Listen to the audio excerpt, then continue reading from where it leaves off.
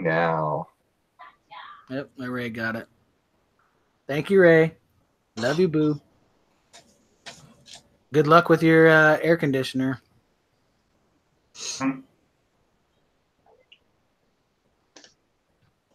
You should like wear a snowsuit and and like keep the AC off. We could just watch them sweat the whole podcast. That would be ratings. Like he's in a Turkish bath. I can't believe Jessica. Like he's cutting weight for a UFC fight. I can't believe Jessica Cameron was in Song of Solomon. Doesn't even look like her. Oh, was she? She's the main girl. How is that? Is it out on DVD? Comes out next Tuesday, but people who pre-ordered it are already starting to get their copies. Okay. Yeah, Mark telling me about it. The effect stuff looked awesome. I just didn't see it. I put an email in with Steven to try to get a screener for it so we can review it for the website, but I guess they're wanting to push it back until the movie actually comes out before the reviews start coming in. Yeah, I only saw Bouquet of Blood and Guts. I didn't see Bloodshock yet either. I'm so behind on everything. Bloodshock is very tame for an unearthed film. Yeah, well, that's what Marcus was saying. He said he didn't want to do a splatter movie. He wanted to do... We almost ended up working on a project together that wasn't going to be very gory, but then it fell apart, as these things do. Yeah, he seems like a nice guy, man. Yeah, he's cool. He stayed with Randy a couple times. He was passing through and his car broke down, so he came down and hung out at my place for a couple nights. His car is always breaking down. Yeah, I don't know how that thing is still... Well, it's not running. That's the problem. But...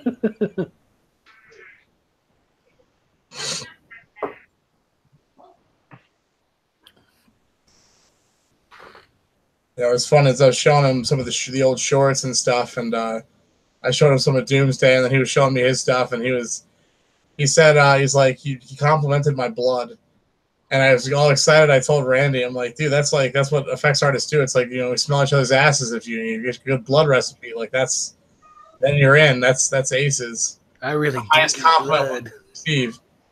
That's funny. All right, final trailer is playing. Hey.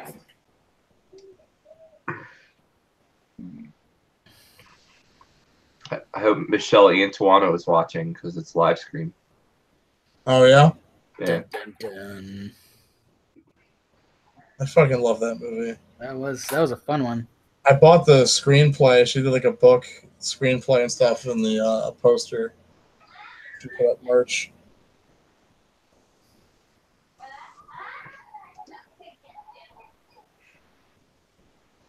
I can hear Vicky and Rhiannon in the background. Yeah, I need to get like styrofoam blocks and put it around the walls. Muffle the sound. I feel like everyone who watches our show can hear my daughter giving my wife a hard time. Or my dog. I can hear my dog fucking barking. Or Lex Quinn. Yeah. He's loudly reading an Edward Lee novel next to me right now. We all don't have a Lex Quinn problem, though, luckily. Well, most people have their house sprayed. Right. I'm going to be going live in a little bit, guys. Just kidding, Lex. All right, we're starting. I love you. Michael.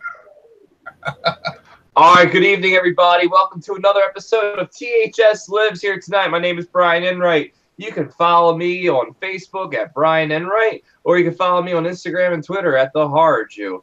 Up next, we have Jared Letourneau. Jared, good evening. Hey, Brian, and all you boils and ghouls at home.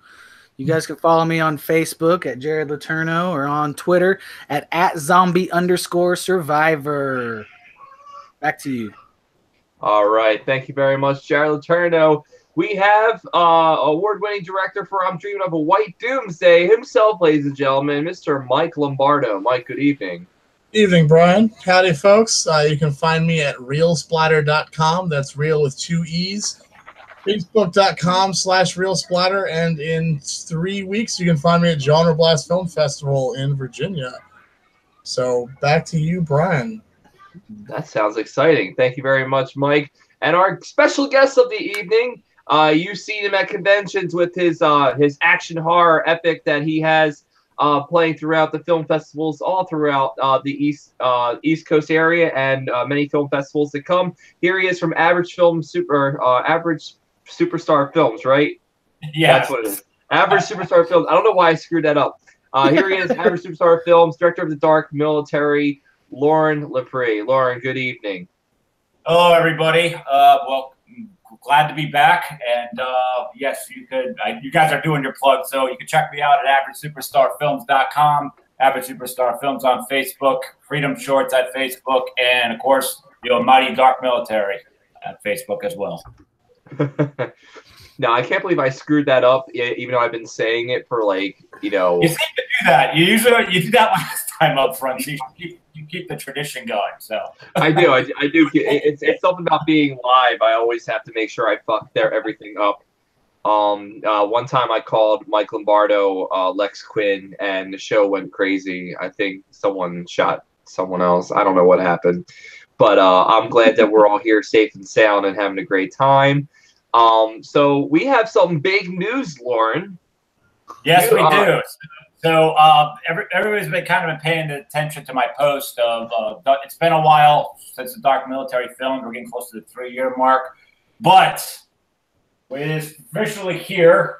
We have got the Blu-ray. The Blu-ray is here finally of the Dark Military. You got 4.5 hours. You got the film. You got the film again with the audio commentary. You got the Bad Luck 13 video with it, and movie trailers, and behind the scenes, and the interviews, and a whole bunch just goes with it. We got a whole 4.5 hours here. So that's the announcement one, that the Blu-ray edition's here, and we realize how much the horror audience really loves physical media, and we released it strictly on Blu-ray first before we go into digital format. So you can get that right now at AverageSuperstarFilms.com, and Scream Team releasing through Justin Seaman and his company, and there'll be more outlets being announced very shortly. Very cool. Sweet. All right, and you can see that there on Facebook land. We are actually at the AverageSuperstarFilms.com website, where it's AverageSuperstarFilms.com/BuyTheDarkMilitary. And there it is, the Dark Military on Blu-ray. You can order it, purchase here in the U.S. only, or you can visit, like as Loren said, ScreamTeamReleasing.com. Yep. So there it is. You can pay with Visa, PayPal, all that fun stuff, and it's here with the limited. Releasing too. You can get that worldwide. Okay. Now this is the director's going in the next week here. So, but I want to do this first because you guys have been very loyal and very supportive of the film, and I want to drop it here first before I start doing other outlets. So that's why I contacted you last week. I was like, you got to guess next Friday because I want to. No, I appreciate everything you've done for the Horror Syndicate, and we want to help you out as much as you can, as much as we can, because you're a filmmaker, indie filmmaker, and you're local here, so we got to make sure that everything. And you've been very humble since I've contacted you since the very first uprising of post production with the Dark Military. So It's podcasts like this, outlets like you guys, the conventions. That's what the horror audience is right now. So I mean, it's well appreciated, and it all goes around. You're part of Liberty Massacre too. You went and covered that by Short Film Fest. I try to include everything. Try to get everybody on one page. No, that was a blast. It was awesome to meet all sorts of filmmakers. Especially with the short horror films. I see a lot of indie features, but it's really great to see all these short horror films. And I got to interview a few people. Louis Cortez, who directed the movie. Help Me. Help Me. Thank you. I was going to say Help Me. What's the name of the movie? And then of course Lindsay Serrano with her awesome short Beneath, which was incredible. I actually judged that. I was talking to her husband, Manny, and I said I judged this at the Macabre Film Fair when I was a judge for the film festival, and after I was done, I immediately approved it, and they, there was a lot of gratitude there. So it was really cool to meet them in person. I know that Chuck from the Horror Syndicate has been a huge fan of Mass Grave Pictures, so I definitely had to get an interview with them. And of course, our interview was awesome. You had fries. Yes, I did. It's actually, Danny's had something in every single one of my events. Every single one of them. So yeah, he's like a regular at Liberty Massacre, and I enjoy having him and Lindsay. And this was a two-part event. Now the part that I went to, you had Monster Squad as the final feature of the night, after the award ceremony of the short film festival. But you also had another event on Thursday that we had a member from the Horror Syndicate, Jenny, cover. Where was the location of that? That was on Broad Street at a coffee house at Sin Mug, and it's a smaller spot, but it's fun. It's more intimate. It's a really rad place, and yes, Jenny is great. Her and Wilma covered very good. I'm really happy that they came, and they did some interviews with some of the film directors too. So you took one day and you got the other. So the Horror Syndicate was there in full form the whole time. I saw some of the pictures of that place, and so it's a coffee house that didn't have books, but it has movies. Yeah, on the back, it's a coffee shop, and in the back is this standard 80s, 90s book we grew up with, that you could actually rent movies there. That's an actual cool. Cool. Yeah, it is. So it was just so fitting, You could rent Pennsylvania Hardcore there, my first movie, and you'll be able to rent The Dark Military there. I really don't know. There's another spot in Philadelphia, in Ardmore, where it's an actual movie store, and it's literally out of the 90s. Like, it's jam-packed with movies and doing well. That's the only two places I know around where you can still rent physical media. Wasn't there, was it Something Weird Video or Something Strange Video? Didn't they have a store in Philadelphia? If they did, I can't speak that I know anything about it. It's been a number of years. I guess they're probably all gone now, unfortunately. I was gonna say video stores are like mausoleums now. Yeah. They got like a really cool sections though. I mean, you got your horror, you got your indie, they got their music section. It's like straight up, but I mean, they got some hard to find stuff. So I think a lot of people that go and get a coffee there, it's like, wow, we can rent here too, and they just do a flashback instead of just streaming. So I think it's cool seeing that alive. Yeah, that is it is an interesting change, because when you think coffee houses, like, you think of shelves of books and stuff. Yeah. Well, this one's cool. I'm glad. I always like running out of there, and that's the part of the event. It's always free to get in. I don't charge at the coffee shop. That's free to the public. So. Yeah, I remember the TLA video rental store in Philadelphia. That's where I was able to rent all of my Russ Meyer movies before they became non-existent on DVD platform, and that place was great. I had an exploitation section. I remember that. I think TLA Video had something to do with that place I'm talking about in Ardmore. I think like it's all their old videos. I think Brian, you're worth checking that out now. If I've got the right information, I think it's like people that ran that sold all this stuff to this guy, and he just opened the store up, and it's gigantic. So it's great that you mentioned like how the demand for physical copies is probably even more high than it's ever been. Now the video on demand has been out for a while, especially with video rental stores like being almost non-existent anymore. You have to go to like pawn shops to find hard copies of something, or you have to go to a very eccentric record and video store like somewhere in like yeah, the eccentric Berlin Mart. But the Berlin Mart's a great place. But yeah, no, and it's great that you went that route to have physical copies of The Dark Military. Now, you mentioned on there that is the director's cut. What are some of the differences that we see in the director's cut that we did not get in the festivals? Yeah, so I think none of you have seen the full cut where like they invade. You see them all on the movies on the screens in New York, and in the football stadiums, like the general kind of when we went live. He took over signs on the highways, drive-in theaters. Like he just accessed everything. So when they went live, you know, he took over screens everywhere. So which took a long time to do.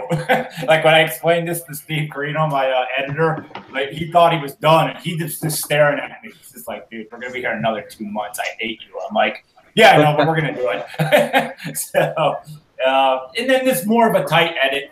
And you know, then you're realizing in the ending credits you spelled something wrong, so you have to go break that back open. Then you got more people to thank, so you're adding things on.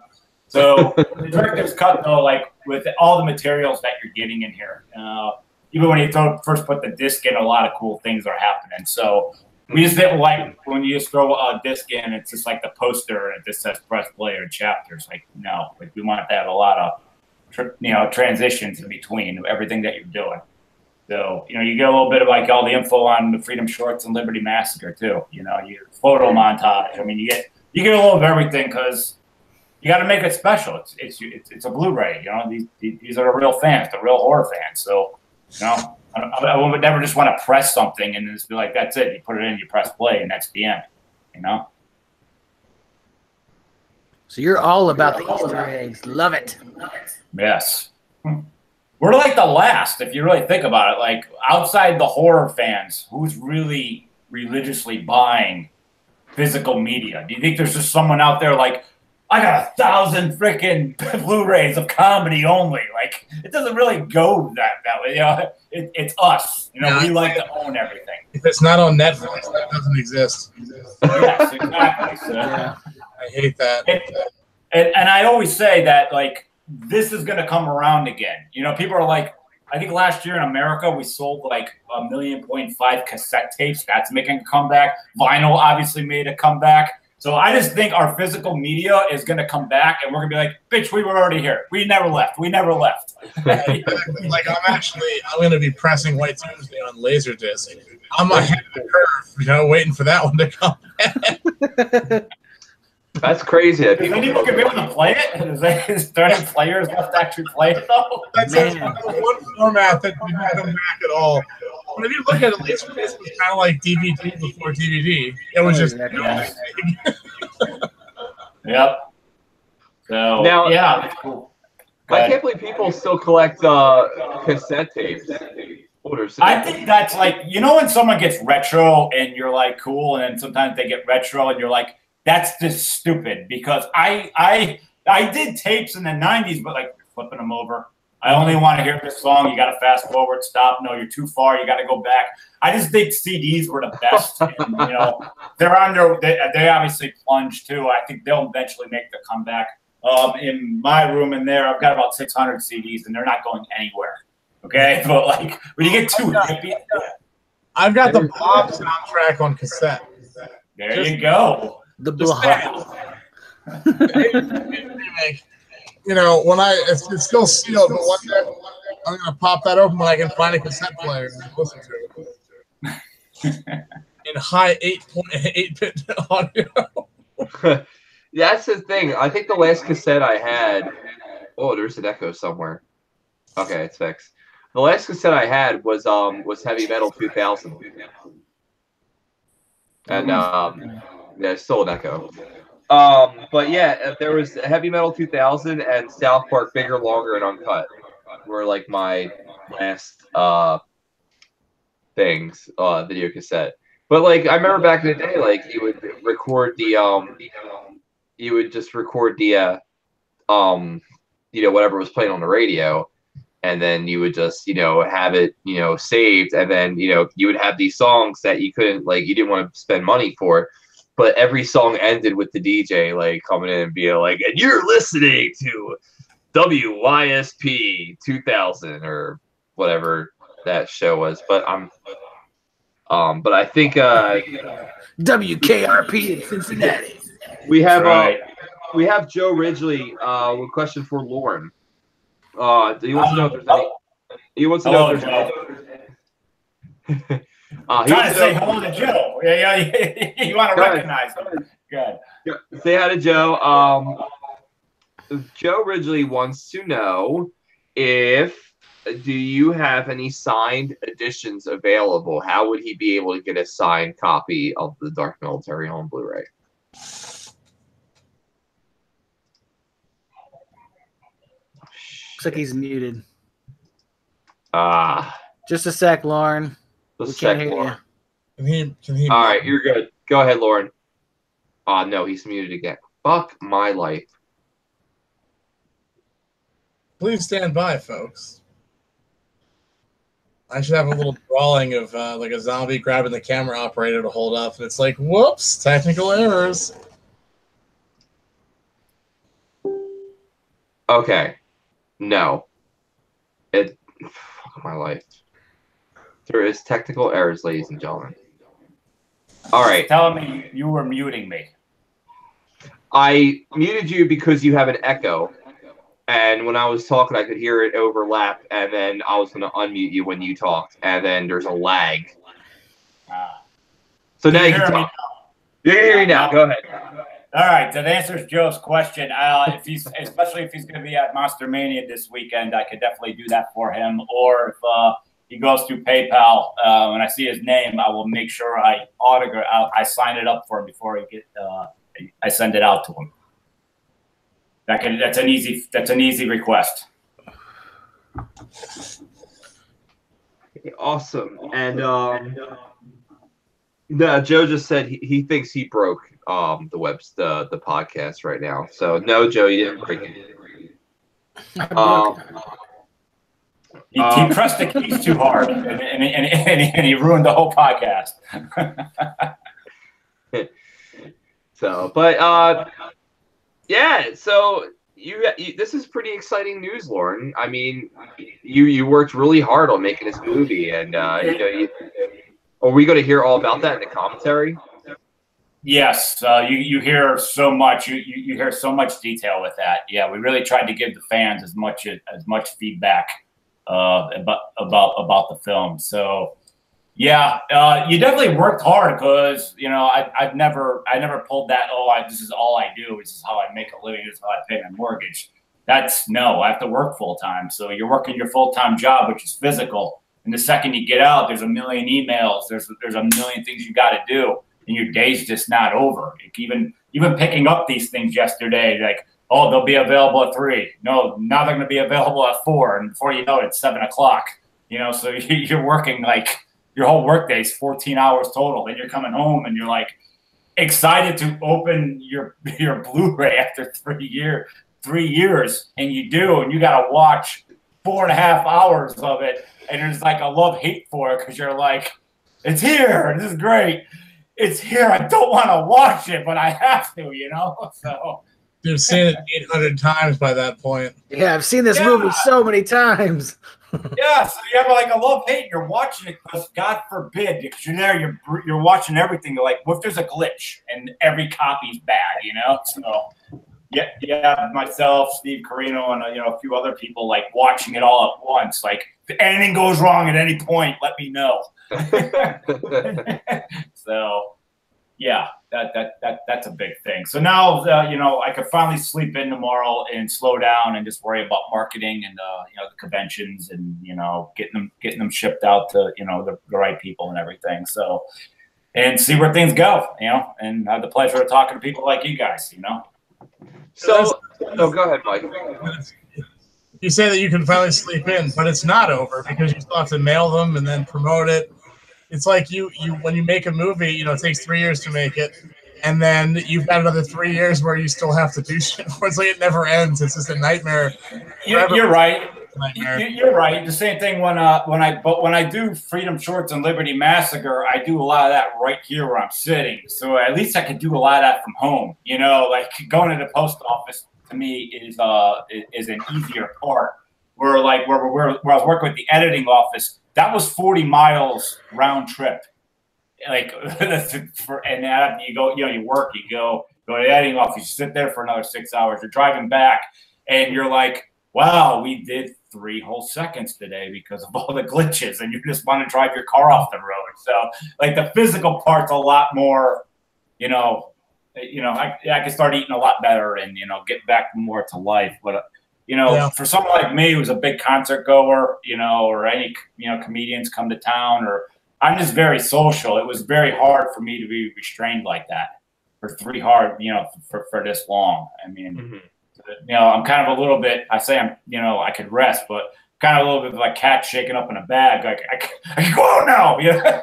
I can go do this. Brian, get over here. We're going to screen movies outside. Like, you know, we got things to do. I always find is that when it's done and the dust settles, I don't know what to do with the free time. Then I freak out. I'm like, what the fuck? I don't have anything pressing to do. So I like go and find something to obsess over instead. I had that, I think, last night. I went to bed at midnight and I was looking up at my ceiling. I'm like, I have nothing to do. I kind of feel like a loser. After all that, it was just like just relax for a while. Relax. So, you know, but, you know, I got Freedom Shorts coming up in the fall anyway. So, you know, it doesn't really ever end. We have some new people watching, you know, because when we had you and Corino on last year to talk Dark Military, we didn't have the people that we have on that watch our show every week now. And I want you to talk about what exactly is the Dark Military about to attract these new people, these new viewers into coming in, and you know, what to expect with watching this movie. Okay, so 3 years ago, I created Dark Military. This is part one of a trilogy. We shot it on Red. We had a pretty decent budget for it being an independent film. And I just felt as that horror need to go in more of a different direction. I was sick of the same recycled thing over and over, and I'm not a big fan of, you know, our horror icons. They just keep regurgitating it over and over.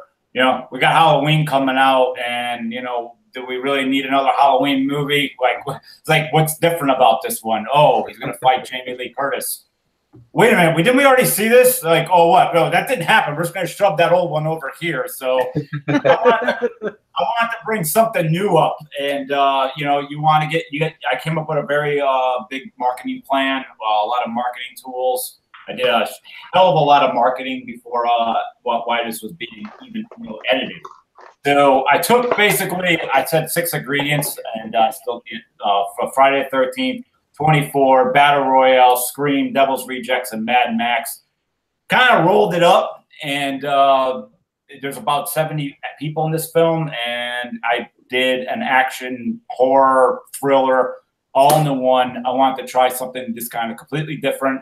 Yeah, you had to have the hunting thing going on, but you also got a police drama going on. You got an action film going on, and I also brought 8 new horror icons, you know, to the horror movie world. And, you know, I just thought I'm not just gonna have some film in the woods, you know, if people get slaughtered up. I want that with police drama going on. So the film yanks you in 100 different directions. I want to try something new. So, you know, I hope, you know, and the response actually has been great. Once in a while you get someone like, hey, I don't want action in my horror. Well, okay. You know, enjoy Jamie Lee Curtis. You know, like, I don't know what to tell you. Hey, you know, but yeah, so this has been a very, very, very long process. The feedback's been great. It's been reviewed about 50 times. You know, you guys have been very supportive, and you know, now it's here, and it's very big for me being an indie guy. I didn't want to release it on Blu-ray and digital format at the same exact time. I just think, like, you know, because people are just going to go and, oh, it's on Netflix. Yeah, I saw it. You know, like, you want that physical media to get pushed, then you want to do a digital run. I can agree with that. Yeah. But yeah, I mean, so you have the Dark Military. It's about you know, this elite group that they are on the dark web. They are from the dark web. They were hired to do a job. They're on the dark web. On the Halloween night to upgrade Halloween, because Halloween has become quite soft over the last few years. Make no mistakes about it. These guys are terrorists. You know, they're terrorists from the dark world. So yes, and they take over everybody's computer, their television screens, and worldwide for a 2-hour program where the cops and FBI and everyone in the world is trying to find out where these kids are to try to stop them, to attempt to even stop them. And the characters, as you know, they're interesting. They all have good personalities, different personalities. And I killed a lot of cliches. You don't see a cat coming out of the closet. You don't see a couple running through the woods and the girl trips and the guy, tries to save her and all that stuff. Like, I hated the cliche. I wanted to, boom, try something new. Mm-hmm.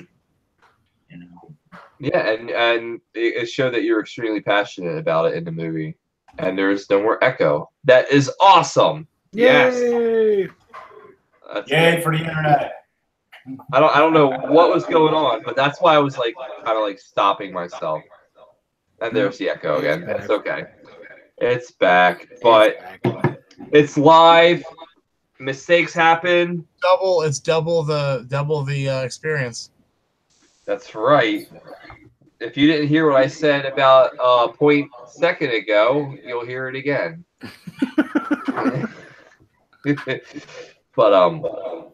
But no, I really enjoyed The Dark Military. I saw you on the internet posting about actually I saw Steve Corino posting about how he was working on this movie and he was looking for people to review the movie.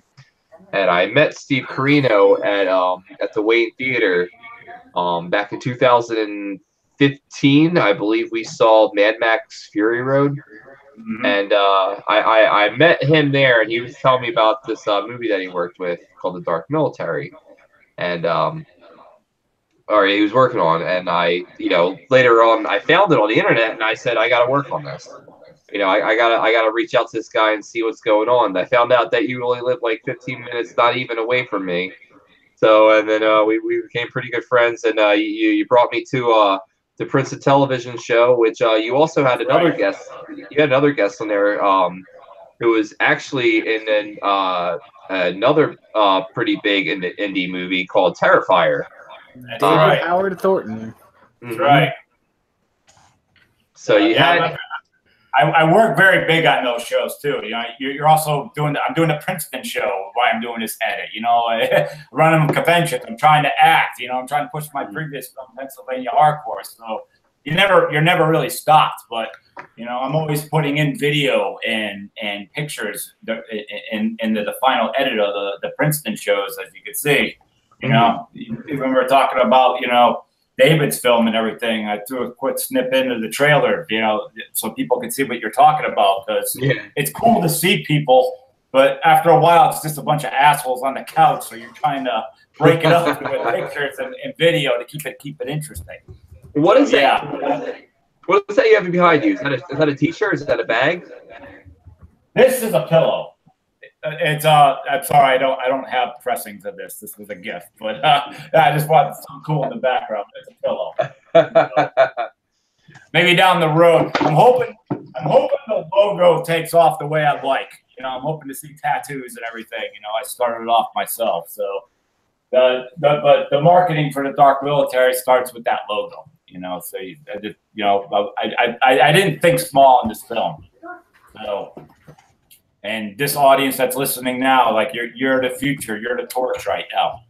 You're everything. So horror's not, I don't know. I guess it depends who you're asking. Is it as big as it was in the '80s now? Because the '80s was like the heyday, but now you can have access to, easier to find things now, I guess, through streaming. So do you really say it's bigger now or not? I don't know. My eyes, we don't have enough heavyweight horror movies going on compared to the '80s. So, yeah, seems like you have to tread lightly these days. Yeah, you get shut down, or it's too violent, or there's too many breasts in it, or I'm not giant on. There's obviously some gore in The Dark Military, but there's plenty of other films that are way more gory. I don't think that's what makes a film. I think story and character is everything. That's through my eyes, but people listening to this right now, everyone might have a different opinion. Brian, I think the echo might be on your end because I didn't hear it when you were gone. He can't hear me because his headphones aren't on.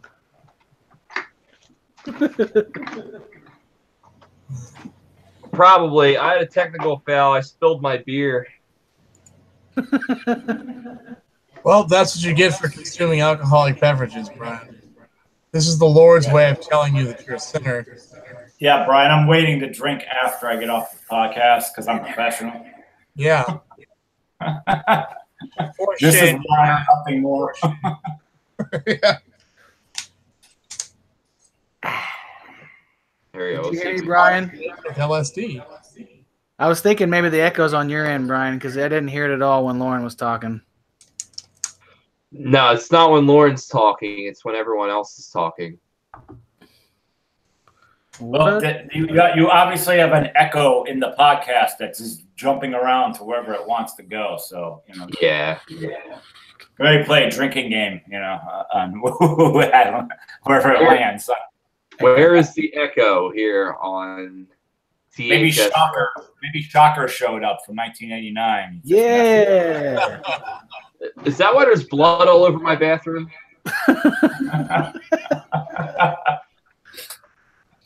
I love that movie. Most people don't like it, though. I woke up in a white nightgown in the lake. So maybe that is what's going on. Joe Ridgely says it could be Brian or Mike. Hey, I suppose it could be me, but I don't think it is. I'm basing that on nothing. There we go. Still got echo. Let me see what happens if I mute Mike. Do we still have echo? We still have echo. Mute me next. Do me next. All right. Here we go. Jared is now mute. Yes. Jared. Yep, we still got echo. Why is this lagging? Those who are watching, I'm so sorry. Bring in the questions. Come on, answer some fucking questions, people. While I figure this out. And I am unmuted. He is unmuted. Mike, can you unmute yourself? He should be able to. I did. Yeah. All right. So, Everybody's up. let's try. You muted yourself. Is there still an echo?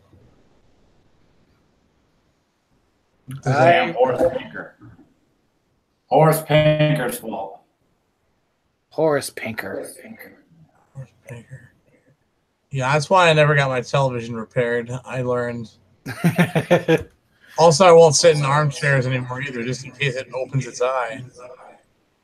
I love that movie. So many people do not like it. I'm really not a fan of it, to be honest. I remember when I was like 10 when that came out, and I watched it with like 6 of my other friends who were the same age, and they were Fairweather fans. They were all Jason fans like me. And at the end, they're like, "Oh, Shocker could kill Jason," and I was like, they were surrounding me, and I was holding my ground. I'm like, he wouldn't stand a chance against Jason, you know. And then like 3 weeks later, they forgot about Shocker anyway. So. Yeah. I held my ground though. I think the world forgot about Shocker. Yeah, exactly. As a kid, I watched it again as I was in high school, and I remember not liking it, and I haven't seen it since. The Blu-ray came out, and I almost bought it just to go back and see, but I don't know. At the poster, I got it free at the video store. So, for so many years, I had that. Yeah. So, Matt Serafini used to write for Dread Central. I was hanging out with him over the weekend, and he gave a really, really interesting read on Shocker as a metafiction narrative from Wes Craven. And I cannot, for the fucking life of me, remember what it was. Oh, I don't know. It was something along the lines of oh damn it! It was something that the way they stop Horace Pinker at the end is to stop watching. I think it was like a narrative on like his frustration with the Nightmare on Elm Street franchise, because like the opening of the movie he's very scary, and then as it goes on he starts to do one-liners and gets more and more ridiculous. So it kind of parallels the evolution of Freddy Krueger through the series, and then at the end they just stop watching, and that's what stops it. I think it's a bit of a stretch, but I mean, it was interesting. I'm like, okay, that's why I wanted to rewatch it. So it's interesting you guys just brought that up. And Matt, if you're out there listening, you know, and shit. I will be back in 2 seconds, guys. I gotta take this call. Hello? Hello? Yeah, I got a soft spot for Shocker. My uncle, who is no longer with us, had that movie and turned me on to the soundtrack when I was a youngin'. Soundtrack was all right. The soundtrack had like Megadeth. Yeah, Megadeth. And, so I have a lot of the old Headbangers balls from MTV, and when that movie came out, Alice Cooper hosted the show, and Iggy Pop was on it for a while. And at one point, because they were all plugging that soundtrack, Horace Pinker came out as Shocker. Tried to go after Alice Cooper, but security threw him out. It was so I still had that on VHS, and I converted it to DVD. That's funny. So, yeah, there's an echo in that too, Brian, because it's from 1989. I want to say Paul Stanley was on there too. He was in a band called Dudes of Wrath, and I think Tommy Lee was the drummer. It was like a super group. They called themselves the Dudes of Wrath. This is in the movie? It was on the soundtrack. Oh, all right. They did like the Shocker theme song, and I think Paul Stanley sang, and Tommy Lee was on drums, but I don't know who the guitar players were, but it was like a kind of a super group before that kind of shit started. Gotcha. Oh. Yeah, I mean, it was one of those I rented it once, and that was the end. Yeah. I was like, okay. I just remember, especially when he was trying to talk to Beaver from Leave It to Beaver, like whoever the star was. I don't know what was going on, but yeah, I think that was supposed to be like a franchise character too, wasn't it? Yeah. Was he trying to? Yeah. Wes Craven wanted it to be. Yeah. I mean, the idea is solid. It was like the last third act was really corny. Yeah. I don't know how you at that time. I don't know if anyone wanted another comical guy. I think Freddie owned that, Wes Craven guy, obviously, but that is true. Yeah. How we doing there, Emperor? He looks like he's had too much Bud Light Lime. Oh, you're talking about me? Hey. Sorry, I just put on the headphones as you were finishing up a sentence, and I did not hear it. Oh, we were talking about Shocker. It was nothing important. I like Shocker. I thought Shocker was definitely a '90s movie. It was like it was the early '90s grunge horror of it was during a time of when TV and cable was like a huge thing. Everyone had cable, and embraced that. And it was a fun movie. I felt bad for the main character because everyone he loved died violently. It's like Wolverine. Yeah. And then I don't know, it's like the ending seemed a little anticlimactic with him killing the the bad guy. Whatever his name was. Like he just kind of sent him into a TV and then blew up the TV or something like that. I don't know. I forget how it ended. I haven't seen it in a while. What's our audience chatting about there, Brian? Let's go find out. Looks like we got a question. Ron Buchanan. Loren, when shooting the night scenes, were they shot at night or during the day and edited for night? No, they were shot at night, and we actually brought out we had skylifts out in the woods where we hung the lights down. And one of the things we get a lot of compliments on was about how well lit it was. There's a lot of horror movies where it's like the lighting outside, you can't see the actors. So it looked good. It looked very. I'm very proud of the lighting out there. So yeah, we used skylifts for that. Hung the lights off it. Sweet. It looks like I missed another question. Virginia Buchanan asks, how long did it take to put a script together for this? Okay, great question. I never claimed to be a script writer, so when I had this idea, it slowly started coming together. I started writing. When I ran out of an idea, I just stopped completely, and you just kept picking it back up, and then I fed it to all my script people, and they were very brutal to me. Like you said this 6 times. Like, why is this happening? This is happening. This can't happen. So basically, to answer your question, I did 19 drafts over the course of 9 months, and yeah, it was a very, very time-consuming. Like I said, I never claimed to be a script writer. So when it was done though, everybody signed off on it. It was like, you got there. Like people couldn't believe it. Once I make an error and it's the only person that can fix it is me. Like, I go right back to the drawing board. I shut my day down and go like right back in. You know, is this how you format it? Sending screenshots and like, oh, I got it. All right, cool. Right back at it. So. You know, and last winter I did the script for the Dark Military too, which will have a little bit of adjustments in it, but for the most part, that's ready to go. Plan to do the whole trilogy within the next 10 to 12 years. And I say it like that because a lot of people are like, well, it's going to be that long. Yes, it's going to be that long because when you see the production value of this movie, the sequel, it's got to exceed that. And I'm not doing the sequel till I get every bit of money that I need for it. Mm-hmm. Otherwise, I'm not doing it myself or the characters or the fans or the franchise any good. I mean, yeah, you don't want to shoot this on a video camera. No, they were shot on 2 red cams, so and that's the top camera you could have. Mm-hmm. There's a few of them, but Now, with these were rentals, right? Yeah. I mean, you get any camera. Yeah, I don't own any camera, so you always when you go with your cinematographers, you just find out, hey, you got 4K, you have red, you got Black Magic. What you got? Oh, you got a Canon 3 Ti. No, you're not shooting my film. It's like, I'm not shitting on that camera. It's just to look the way you want it. Boom. And then some people go, oh, all you gotta do is get these tactile lenses. Yeah, that's fine. I'd rather go with red.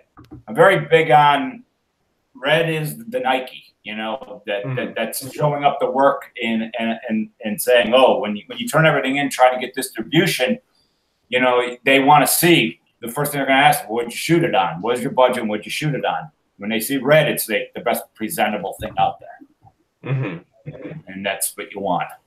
And distribution companies don't even want to pay you these days for these indie films, So it's like you build a house. Imagine if you're home and you build a house, you build your dream house, and then they're like, "Oh, it's great, it's wonderful." Oh, wait, you don't get to live there. We're not going to pay you for that. You know that, right? Like, it's like it's disgusting, and you don't want to give your art up, when that's happening. I know so many people that are like, they sell their film and they never see one dime for it. And it's absolutely brutality because they know you're working a 9-to-5 job and you don't have the lawyer money to take them down. It's disgusting. I mean, there's so many distribution companies that were trying to take this film off me. And you think it's a complimentary, like, we're still editing it. We'll take this film right now. We're not going to give you any money for it. And it's like, why do you want my film? You don't even know if it's good. You didn't see it. It's still being created. And then you contact some of the people who have signed their film over, and you find out they don't even communicate with them when they try to get in touch with them. They don't return their email. They don't return their phone call. And when they do, they say, sue us. Go get your lawyer and try to, pull an audit on us. They know they don't have those grands to fight them. So it's like the music business. It's the same thing. The artist always loses in the end. So, like I always said, for music and film, it is so important to control everything from start to finish. Because once you sign your film over, it's no longer yours. And when you sign a film over, you're in a 3-way party. You're with your distribution company, and then whatever, Netflix, Amazon, and all that. There's a 3-way. I find, I'm going around that. It's just me and where I need to go. And that takes time, folks. You just don't get to these people.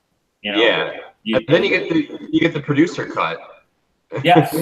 Yeah, but I mean, when you sign with another a distribution company, you're not talking to Netflix, you're not talking to Hulu, you're not talking to Amazon. You can't even, they don't even know you. You know, the distribution company's handling all that shit.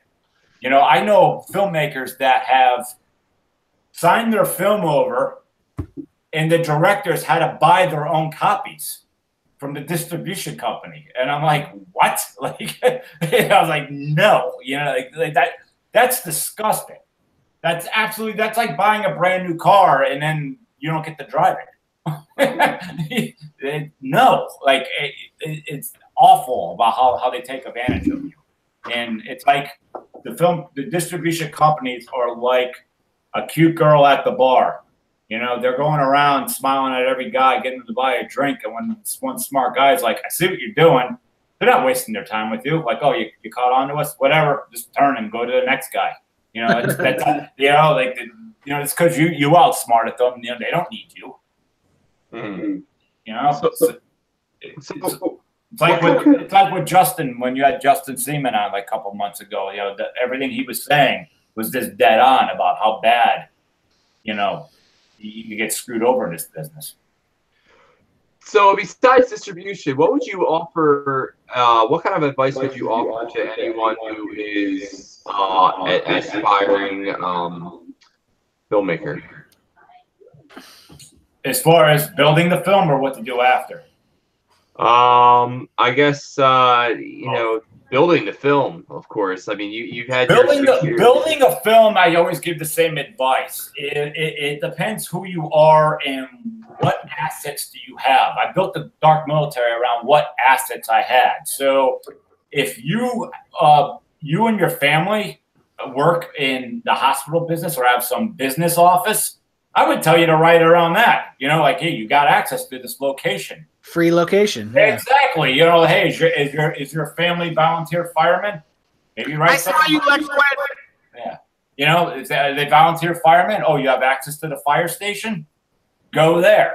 You know, there's always so many people that are like, I'm writing something and it starts off with a city being destroyed and they're explaining all these buildings being knocked down and be like, nice, I just read your first page and you just spent $20 million and you're who again? And they're like, oh, good. You got, you know, baby steps here, you know, like you know, write what you have access to.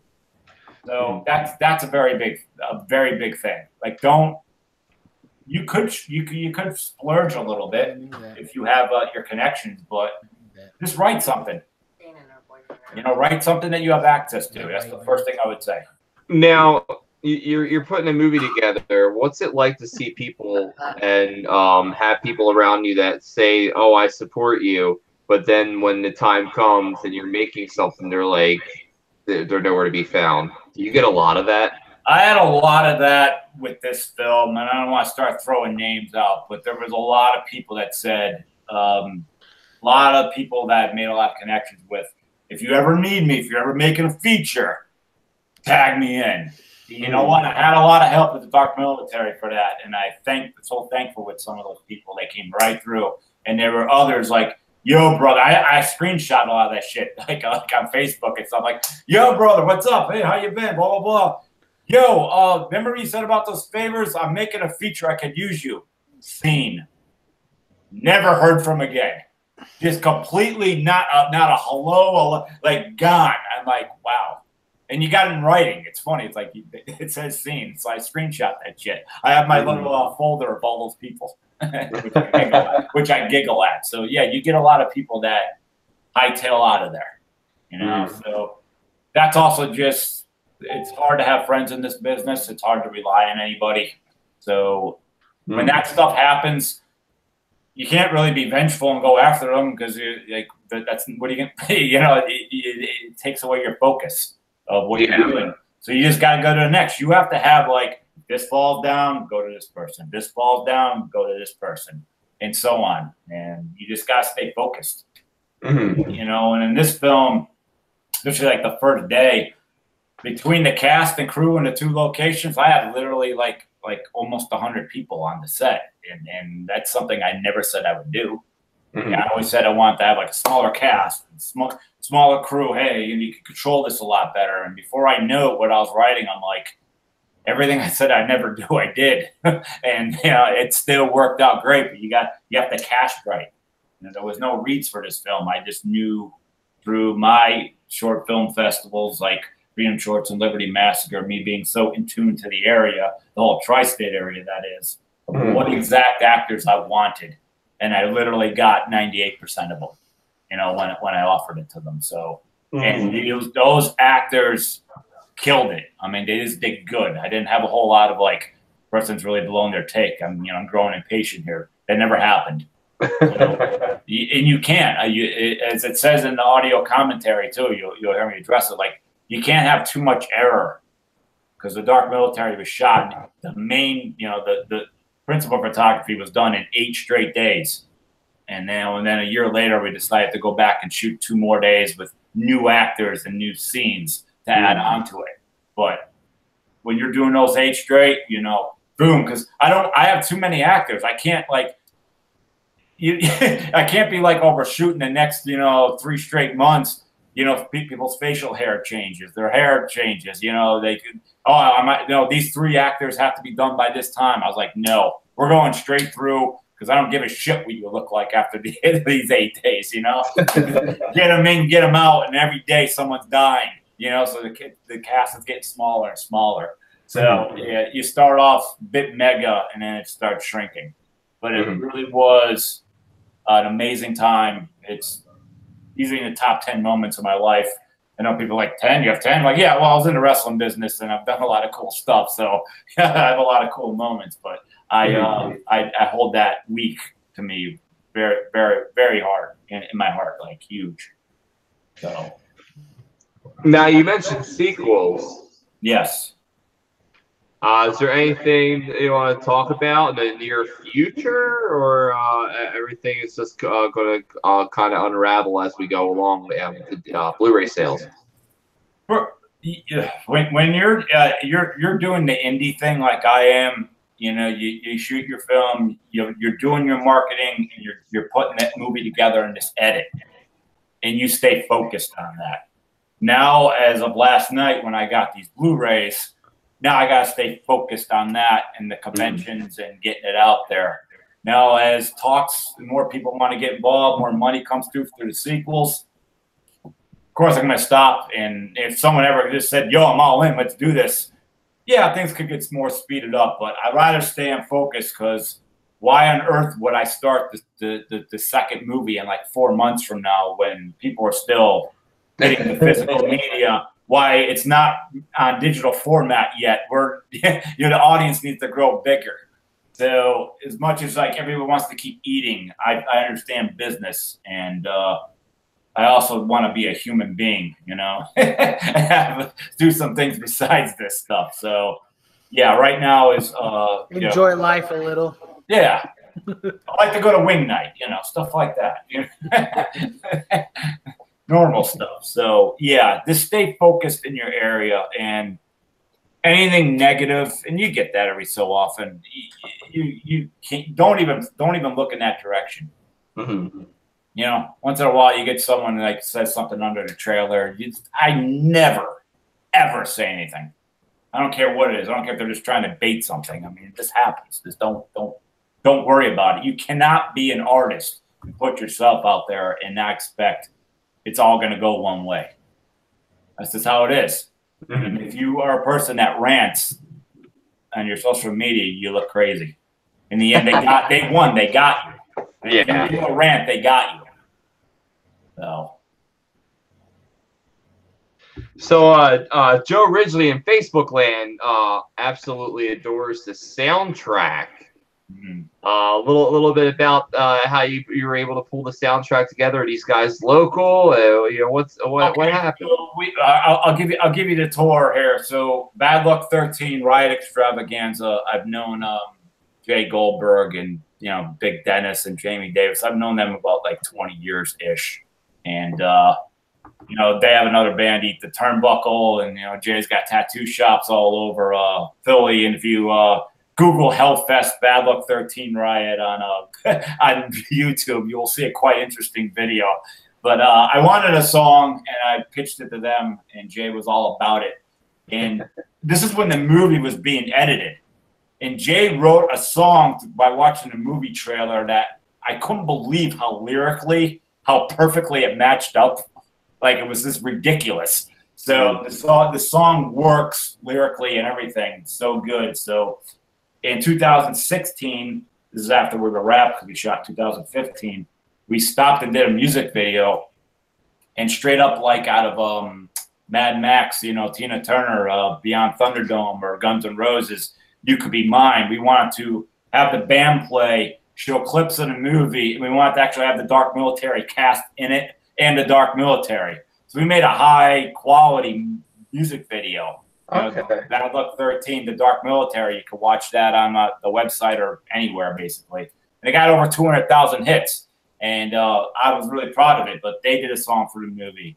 And then I have the Screaming Rebel Angels. That's my friend Laura, who I grew up with, who's now in New York City. She had a rockabilly band, you know, and I contacted her about getting the song. And then when I was in Phoenix, Arizona, about 10 years ago, I remember walking into a bar with my friend, and there was a girl band playing, and they came out kicking ass. And I was like, I'm going to go home and be friends with them on MySpace. And I did. I kept in touch with them.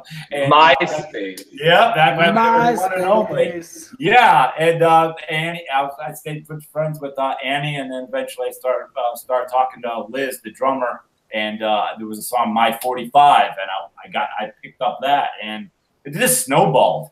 In Stormwatch, you know, my friend Jeff is actually one of the callers that's actually watching the Dark Military live in the movie. You know, it was pretty easy to score a track off of him. So it all just came together. Like I said a little while ago, use your assets.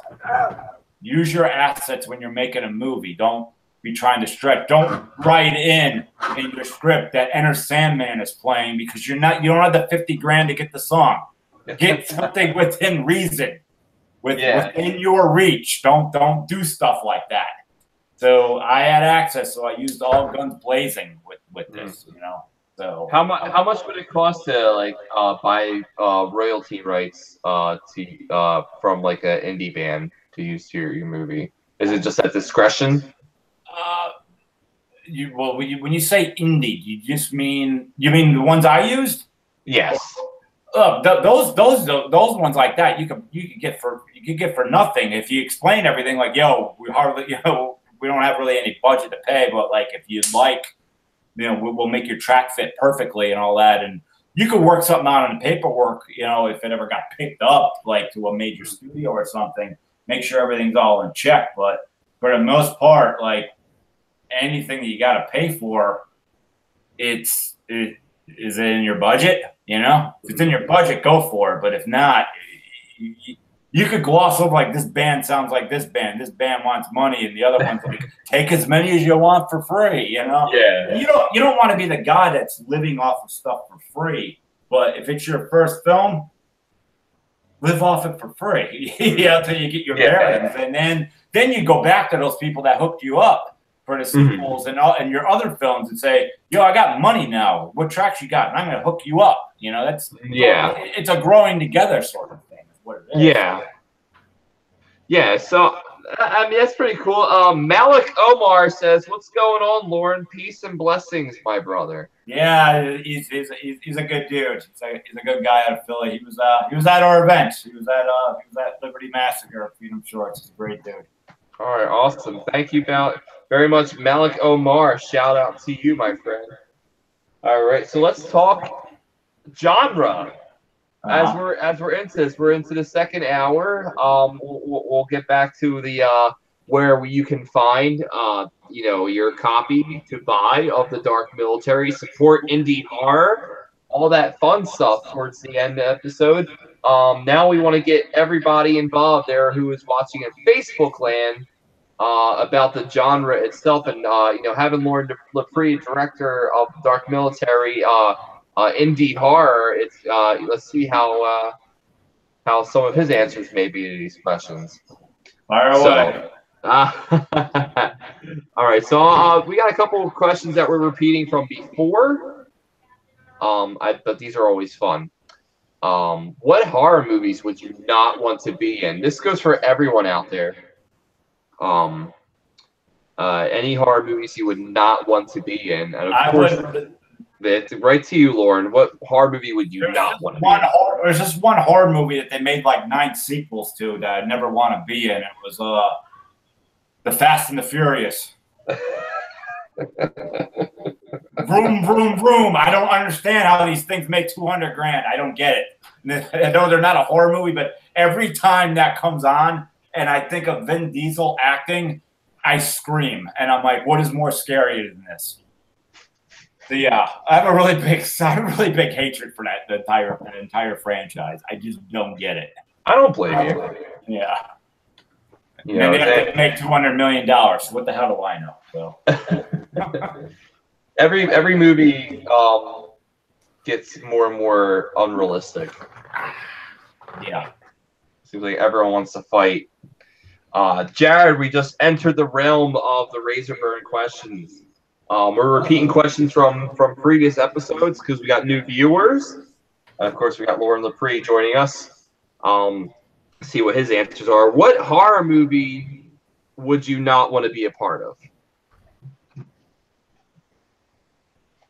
That's you, Jared. not want to be a part of? Yeah. Probably one of the Resident Evil movies.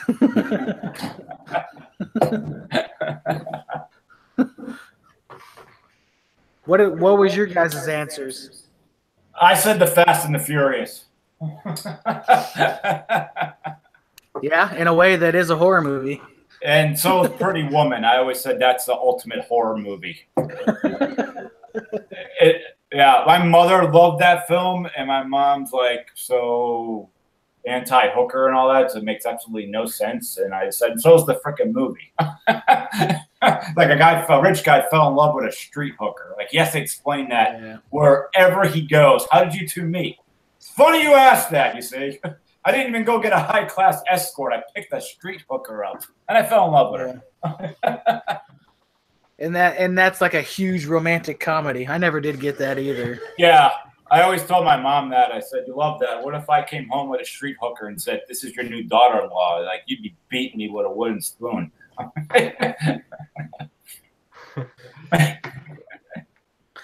I said a Resident Evil movie, Brian.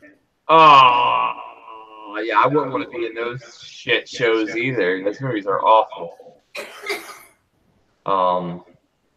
Yeah, so anyone else on Facebook land, now's your time. What horror movie would you not want to be in? Virginia Buchanan says Hatchet because the death scenes are brutal. Oh, man. That's one of my favorite death scenes in it. When I only saw the first one. Yeah, it's from the first one. It's when the woman gets her face ripped off. Yes. How many are they up to with that now? Are they up to 4 or something? I think they're on 5. Are they doing the 5th one? Is that all Kane Hodder like produced thing and everything? Yeah, I guess the 4th one was the one that was called Victor Crowley. Yeah. I don't know if Kane produces it. I think it's just all Adam Green because he did Frozen, and that made him some money, and then he did Hatchet, and that made him some money too. Not to be confused with the Disney film. Oh my god! Can you imagine that playing in theaters instead of Disney's Frozen? Like, yeah, I didn't know they're at a snow resort. What are these wolves doing at the bottom of the ski lift? What are these crazed wolves doing here? This is not a kids movie. Wasn't Hatchet supposed to get a way bigger push, and then the last minute it didn't happen? Did they lose marketing or something? Like the original? I'm actually not sure. I would have to ask Adam Green. I think last time I saw him was at NJ HorrorCon. Gotcha. Phil Leon said Evil Dead because of how rough it was on all the actors. I guess the filming was extra rough. I don't know. All right. And then Virginia Buchanan says, "Wanna kill a snowman?" That's sad that I know that, but I've got nieces. No, it's all good. I think I've only watched Disney's Frozen once, and I was drunk, and I don't remember it. Well, just wait till Rhiannon watches it once. I already got Moana. Coco's the new thing. Actually, Coco's pretty good. Sad, but it's good. Mike Lombardo, thank you for joining us. We're doing Razorburn questions. Sorry, I had that was my tech guy. There was a crisis with Blu-ray deliverables. So, you know all about that. This fucking I way know everything about that. Oh my god, it never ends. It never This is my life every day. Yes, your next process will be you'll be constantly calling. Like, is that still? You sure it's okay? You sure? You sure it's okay? Like I'll believe it when it's in my hands, and I've, like you said, watched it after 4 hours and be like, okay, it works. Yeah. Mike, we are doing Razorburns questions. Okay. And the question is, what horror movie would you not want to be in? Well, I mean, I'd go out on a limb and say I wouldn't want to be in most horror movies. I feel like that my quality of life would probably sharply decrease. Let me think here. What would I not want to be in? Aliens. Yeah, I mean, Aliens would probably be like one of the top. I mean, as much as I like getting, face fucked and impregnated by a slimy crab monster, I'm not ready to be a daddy just yet. So I don't want to get a chest burster. Well, let's just be thankful that Kevin Spacey is no longer making movies, so you're fine. Yeah. Wouldn't it really be cool though? Like if you could get a face hugger and like just wipe all your enemies out, like you get them impregnated while they're sleeping, and then you like call them and be like, "You want to hang out?" Be like, "Thought you hated me." Be like, "I want to hang out with you the whole day. I just want to be around you." And then the last minute, like you're filming it for YouTube as the shit's coming out. I hate you, you piece of shit. I always have. You're just hiding in a tube, like in a glass case. You're like, why are you inside of a protective glass case? It's like, ah. I mean, I've impregnated my enemies while they slept before, but you'd be like hanging out with your enemy with like loads and loads of duct tape around your mouth just in case someone tries to get you. Yeah. Why are you wearing this full suit? Face covering. We all look like tape face. You know. Oh, jeez. Yeah, I would say Aliens or the Blob remake, because being suffocated by slime and being dissolved at the same time is probably the most hideous way to die I could think of. I would think too, like Creepshow too, the slime, the oil slime. Oh yeah, the raft. That didn't seem good. That didn't seem like it'd be fun at all. Oh yeah, that's also then you got drowning added to that, and like I can't swim. I mean, I can swim, but I could not outrace a slime monster in the water. I'm gonna go out on a limb and say that. Yeah. I don't think I could either. That was also one of those movies that like I love the creep shows, but I just always love, and I hate this in movies, but like when I say the phrase I always love, but I never understood in the middle of a horror movie how your hormones could take over. So the oil slicks out here, and the girl's laying on the raft, and you're all you're thinking about is how am I gonna get off this raft? And like, wait a minute. I should make out with her.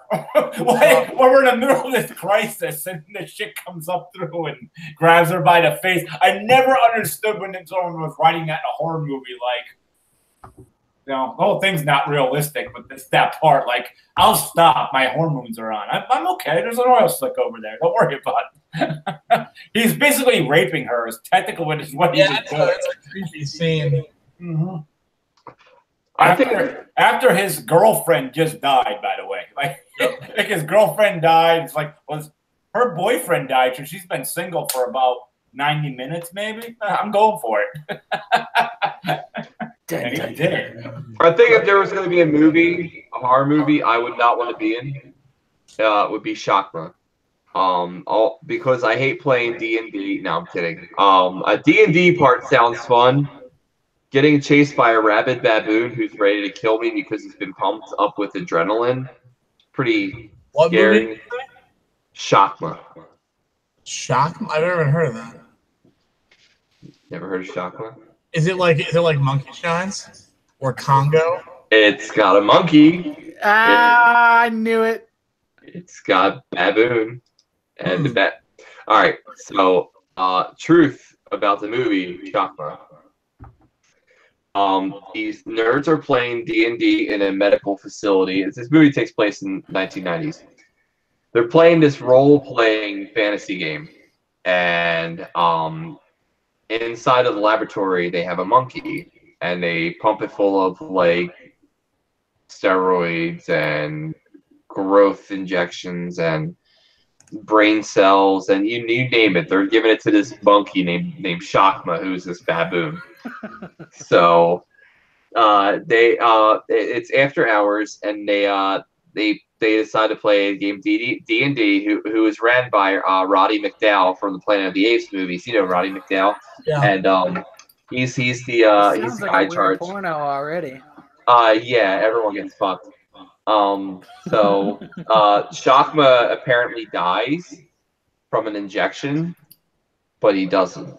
It totally like Romeo and Juliet's him to like pretend like he's dead, but he gets back up, and he fucking murder balls everyone playing D&D. And that sounds.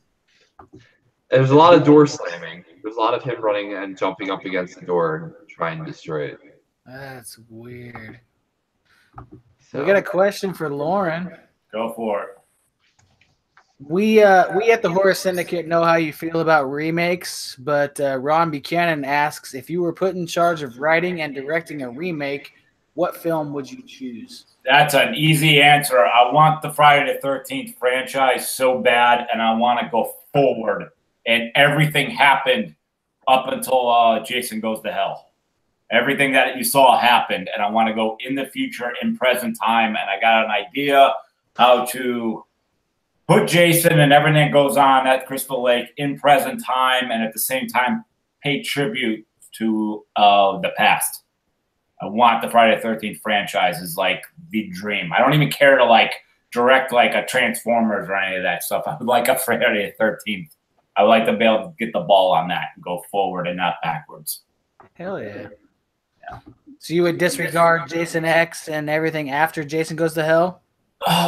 Yeah, I just don't think it's relevant. Like I don't think with any idea you have, you could stop and be like, "Yo," and then there was a rumor he was in space. Like, what do you think? I just don't think it flows. But I wanted to have everything that went up, including Manhattan. I have an idea of how that all happened, in Crystal Lake, present day. But it's also going forward. Like there's going to be cell phones involved. There's going to, it's going to be modern time. There's a reason why, why Crystal Lake would be reopening and everything. And it's going to, I kind of, if I could get the actors before they all died, giving something away, I'd be bringing back some of the people from the past.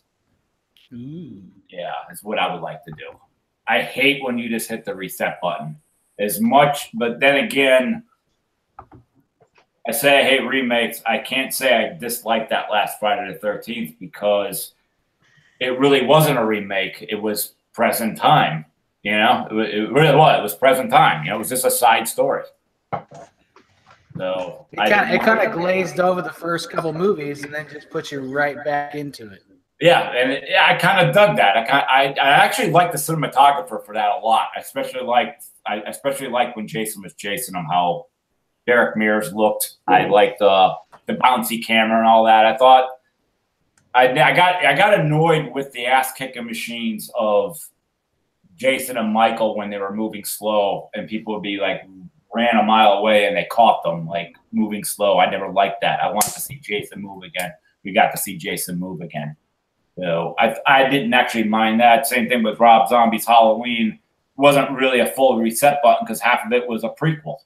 You know, it was a prequel into it. So I didn't mind those too much. But when it's just a straight up remake with cell phones, I can't stand it.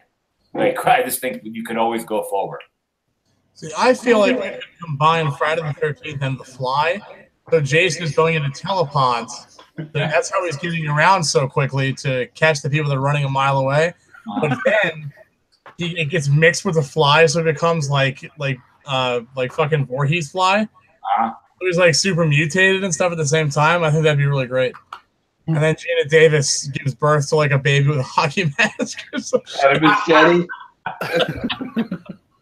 I would like to see Jeff Goldblum do dialogue with Jason. Is what I. Oh my god, that'd be so funny. I see you're wearing a mask. Do you like hockey? You know? So yeah, I think that would go over cool. I like that. But when you really think about like people like you and I who make indie movies, and once in a while you get those like, they challenge your movie like, well, this part didn't make sense. Be like, Friday the 13th wasn't on Friday the 13th. It was like there's a million holes in those first few movies, and we still love them anyway. You know, it was like, you know, Saturday the 14th. It was like the first three from like, I think it went 1 to 4 went to like Tuesday. Friday the 13th wasn't on Friday the 13th. It was like there's a someone get muted. Very good. Okay. Someone was talking about Friday the 13th. I didn't hear anything. Sorry.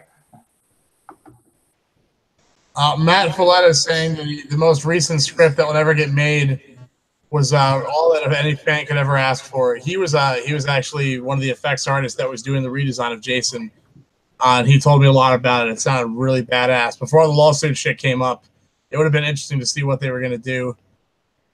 Wasn't it the same guys that did the last movie? I don't know about that, but apparently they're talking to Derek Mears again about playing Jason. I think he was great. Like I like Derek. I think Derek's great as a person. I met him a few times. Yeah, he's a really, really nice guy, I hear. I like seeing him move, and like I liked obviously we all love the Kane Hodder and everything, but like I'm also one of those people like when the torch has got to get passed. You know, I have no problem with that. You know, when I'm hearing also too, like you were hearing those rumors for a while, like Big Bill Moseley, the next Freddy Krueger. Remember that was going around a few months ago? Oh wow, I didn't hear that. That was really interesting. You could probably Google that. It popped up everywhere, and I was like, yeah, I could see Bill playing him, but if you're trying to go younger, no, you can't go with Bill. Like you're gonna try. The reason is Robert Englund's getting old. Bill's not too far. I don't know what the age difference is, but if you're going younger, give it to someone in their 20s. Yeah. You know? Yeah. So you're gonna pass the torch. You got to go younger. I could see Brian Enright as Freddy Krueger. Yeah. That would be a really interesting casting choice. Welcome to prime time, bitch. Oh my god, I thought Robert Englund was on the podcast for a second there. That was actually good. That was very good. I think it'd be good if Brian was Freddy Krueger because you could have his kid crying in the background the entire time, and then every so often there's an echo. 1, 2, Freddy's coming for you. I mean, Brian Enright already haunts my dreams, so you know it's not too far off. That's because I know where you live. I come to your house every night. Do we want to do another Razor's Burn question? We do. If you all right, so okay, let's do this question. And for everyone out in Facebook land, and of course for our guest, Loren Lepre, there is no echo. Oh my god. Echo, sloth, echo. Yes. The echo is gone. What the fuck? Okay. Oh, I just turned off my echo chamber filter. Did that have something to do with it? Yeah, I guess so.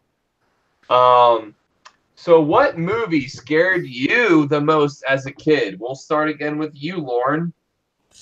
Wow, straight up scared me. It's the go-to movie for everybody. I think was the original Exorcist because I did it right, and at the same time totally wrong. I remember I rented it. I was like 13, and I've been hearing a lot about it, and I watched it alone in the dark in my living room, and then realized like I gotta go upstairs. I have to physically move, and I'm like running. I'm like flipping all the lights on, and I'm like, I think I'm gonna just leave all the lights on and go to bed. And when I wake up in the morning, my parents will yell at me for leaving the lights on, but it messed up because I always said like the spiritual stuff, any demons, that stuff was like that messes with me. I think it messes with a lot of people, but and plus the story, was this, true, but it was a 15-year-old boy, and not every bit of it, but you know what I'm saying. So yeah, so that got to me. I remember like just like you're sleeping with one eye open, because I always said to myself when I was a kid, like Jason and all that stuff, that ain't real. Like clearly it's not real, but spirit shit can be, So yeah, that one got to me. Next.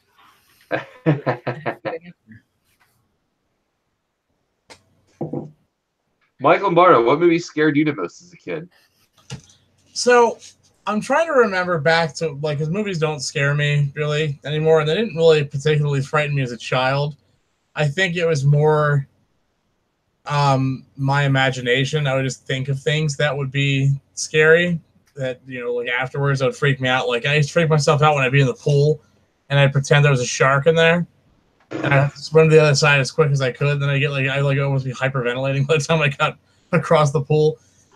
So I guess Jaws probably freaked the hell out of me. It made me scared of sharks, which is a fear I still have.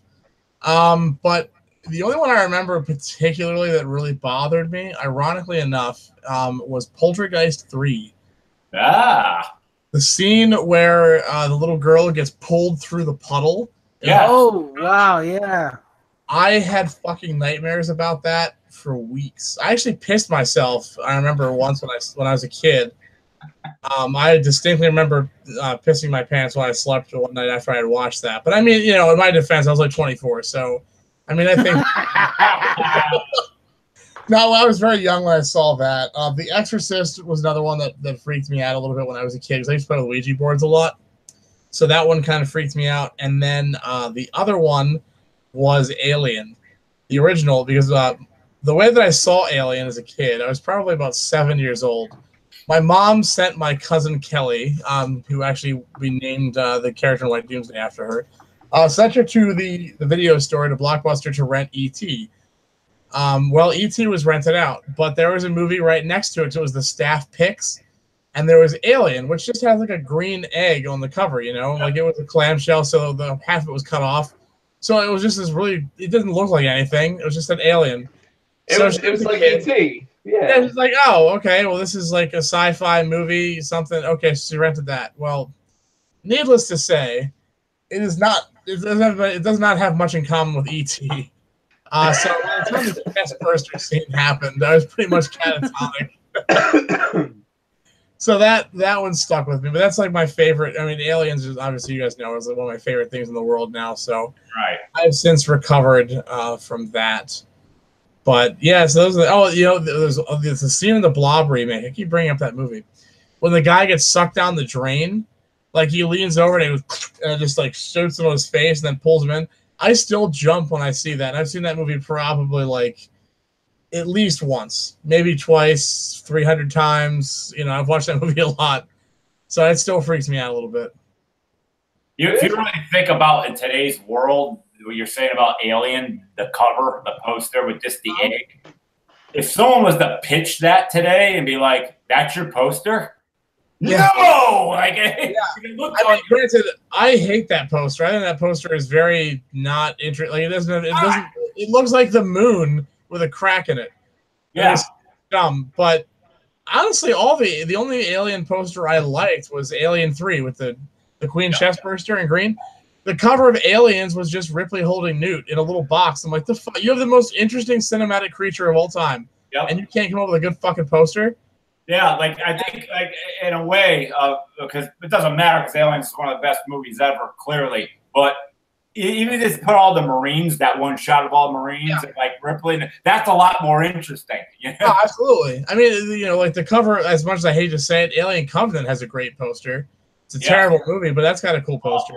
But yeah, that poster, it would not work. Like if that movie were made today, it would just have Sigourney Weaver, Tom Skerritt, a couple of just their heads, like the '90s lineup. Yeah, that's what it would have. Like movie posters today for mainstream movies, they're not even posters. Shit, Tom Skerritt was in Poltergeist 3. Yes, What's that? I said Tom Skerritt was in Poltergeist 3 also. Was he? Yeah, he was Carol Ann's uncle. And he was in Poison Ivy Part 2. Oh no shit, he was. that was Alyssa Milano, right? Yes. Okay. Yeah. The first one was Drew Barrymore. I remember that because people were like, "Oh my god, you get to see Drew Barrymore naked." Yeah, I remember I stayed up. I stayed up for that. I remember they were giving us HBO free in my town. Where like that was the cheapest thing and whatnot. I remember the free HBO preview days in middle school. And I remember I had to wear a wrist brace for a week. When HBO would give that shit out for free. I remember one time Nightbreed was the closing film on a Sunday night, and we all went to school the next day like, did you see Nightbreed? It was the cool, and it was. I still think Nightbreed's like one of the best horror movies ever made because it's different. It didn't make a lot of money though, but it's different, you know. Mm-hmm. It is really a good movie. Yeah, I don't know, and I'm not a big fan of like I said, the restarts or anything like that. But like, I just would like to see something with Nightbreed again. I just think it's like a story that could keep going. Although I've been very mad if I were those guys. Like Aaron Boone came in, got Midian shut down and everybody killed, and then he brings them to a barn and is like, "Well, here's your new home. Goodbye. I'm gonna go hang out with my girlfriend, even though I'm dead. Yeah, I'm leaving." I'd be like, "Bitch, what?"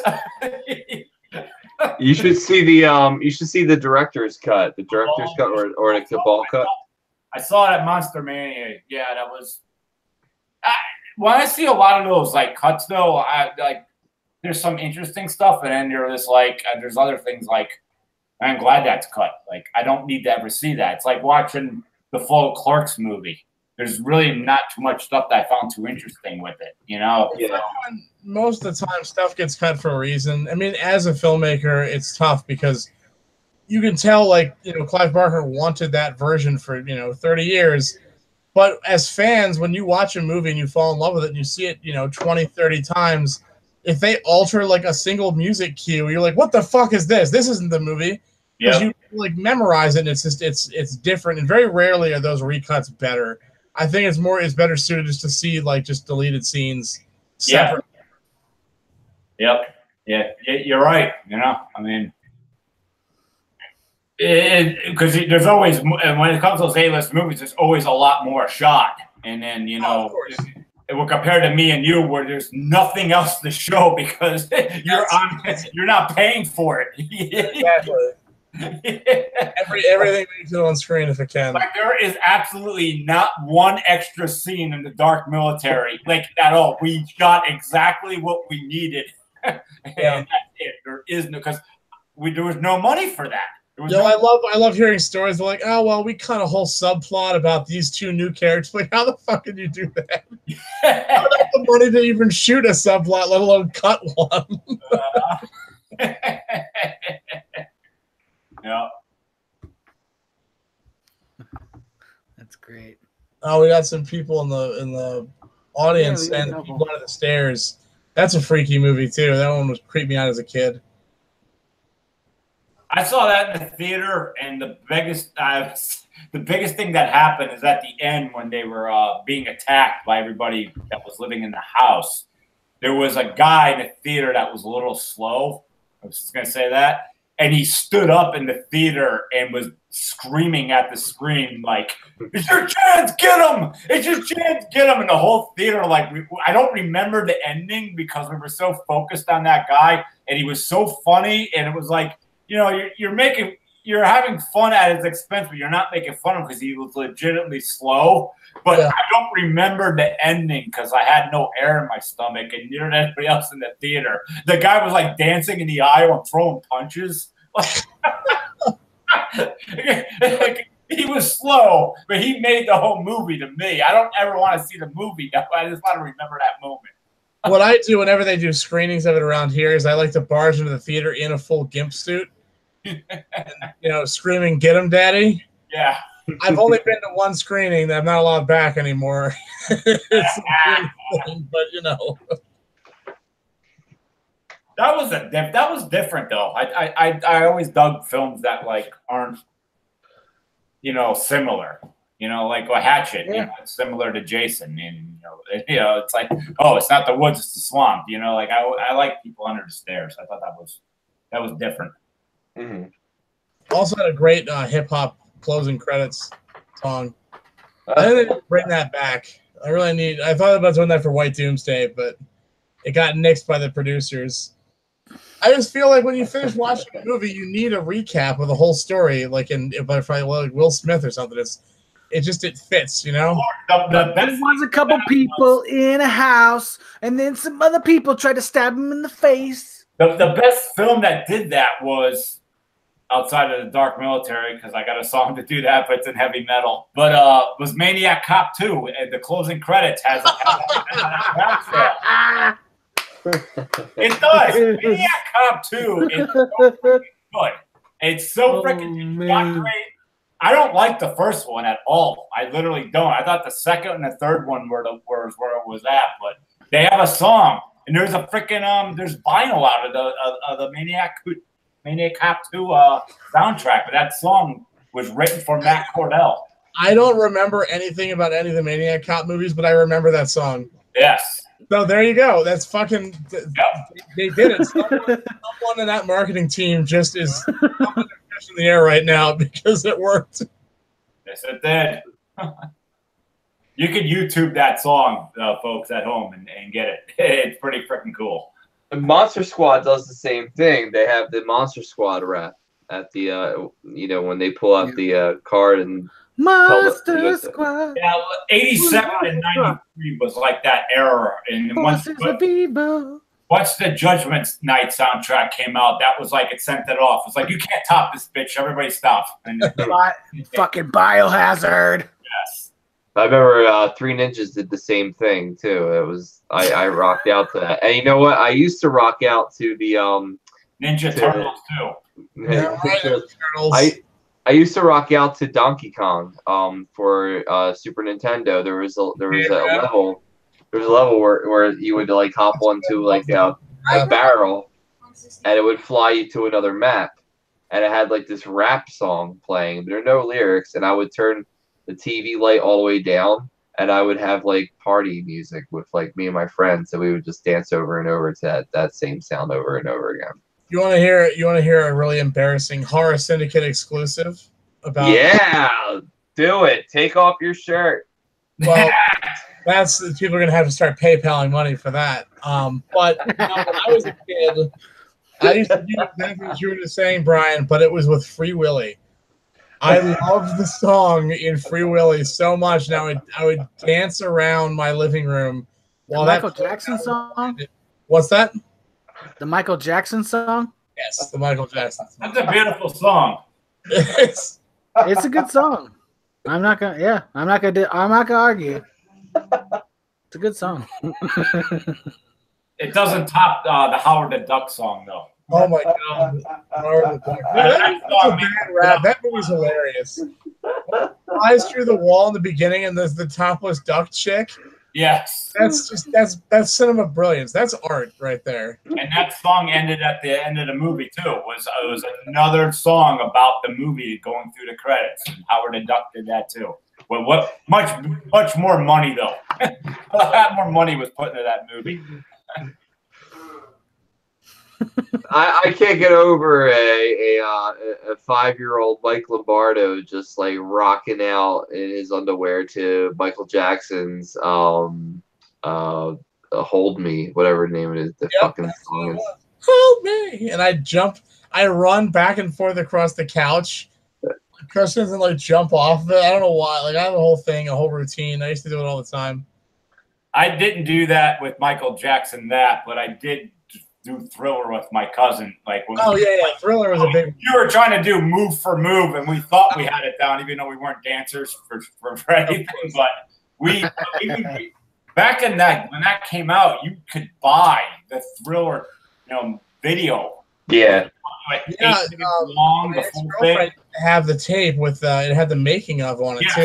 So it was the making and the video, and we'd rewind that over and over. That was a great video. Routine. That's the best music video ever made. Directed by John Landis, effects by Rick Baker with fucking Vincent Price. Like you can't beat that. You can't. It's the #1 video ever made. You know what I mean? You have the like November Rain and Vogue and all this other stuff that's behind it, but like that's straight up. It's a short film, is what it is. Exactly. I was about to say that. Like, yeah, that's a good point. I think Thriller was the best-selling album of all time, wasn't it? 40 million albums. Nothing's beaten that ever. Yeah, that's crazy. Yeah. I mean, it's no Hold Me, but but that was back when a video can make your album. I mean, it was everything. Like that's what sold your album. And he I don't know if it was between him and his creative team to come up with that idea of no music for what 3 to 4 minutes, and then you go into it. Oh, it was so freaking. It was unbelievable when that thing hit. And if you guys remember in the early '90s, Michael had like his black and white video and all that. That was like all premiered on Fox Network after The Simpsons. Like 3 videos in a row. That's how big MJ was because of that.